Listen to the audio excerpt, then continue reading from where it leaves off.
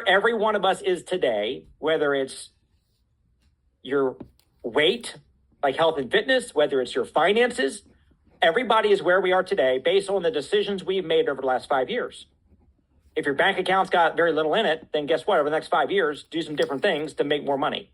If you're not in the shape that you want to be in, maybe you haven't been eating right, you haven't been going to the gym, you can change that in the next 5 years. So don't get mad if your upline doesn't call you and say, hey, I want you on the team.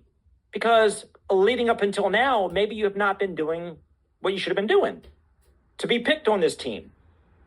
But that simply means that, you know what, even if I don't get picked to be on my upline executive director or my upline director's team, then start doing the work now. So then when there's a team contest next year, you're like top of the list. Okay, so that being said, here's why I love these contests.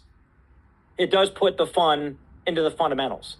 The fundamentals of this business, which is prospecting, selling, recruiting, launching new associates, rank advancing, all that's the fundamentals of the business.